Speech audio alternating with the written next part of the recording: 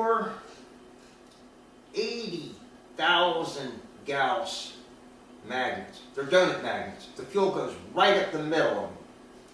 And instead of, well, the north-south orientation, the fuel's coming along like this, and it'll have north on one side, south on the other.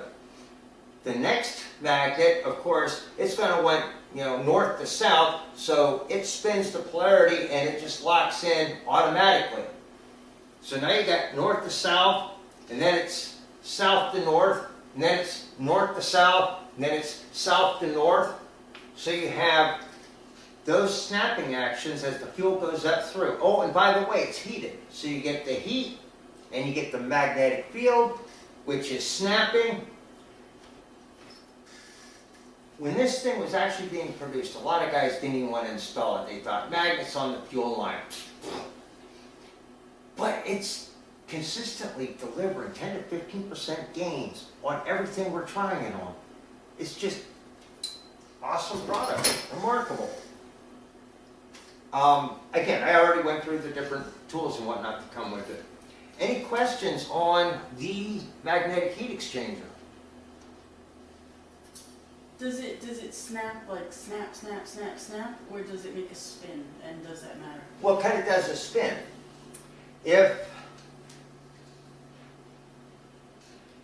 you get a cluster, it's going to revert back to a fairly global, round orb shape.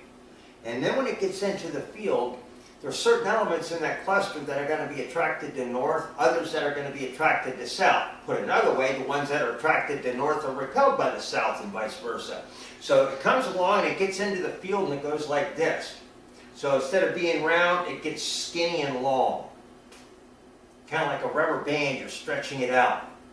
And then when it goes past that first field and gets to the other one, it's crash, burn, rip, tear, trying to go the other way. Now all of a sudden you got 5 clusters where you had 1. And they all stretch out.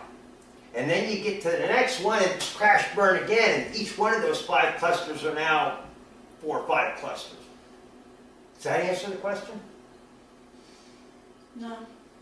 But restate the question. Let's try again. I just was wondering if it did like a corkscrew, or if it did like bumper cars, and did that even matter? I cannot really say the exact process, just the end result. And then the other question is, why don't they just start holding hands again on the other side of the magnet? Surface tension. Everything takes time.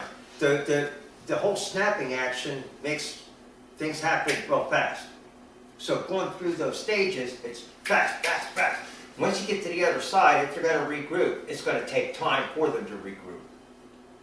They're not going to just back together the way they apart. Okay.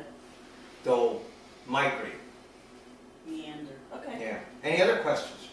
It's interesting you say that. Most of the time when I heard about magnets, it was either a 2 or 3 magnet system, and they would always use the terminology, the magnets are aligning the molecules. And this sounds like it's a much different process, which is interesting and good to hear. And again, back to her question, I don't necessarily know, I can't see the molecules in the clusters. Right. All I know is that what comes out the other end. Yeah. And if you take water or gasoline and you take it untreated and find its boiling point, and then from the same sample, run it through the magnetic process, the boiling point is actually lower.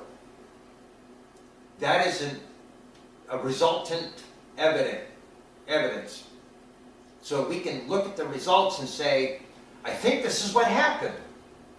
But the result is that the boiling point just went down on that treated fluid over the untreated.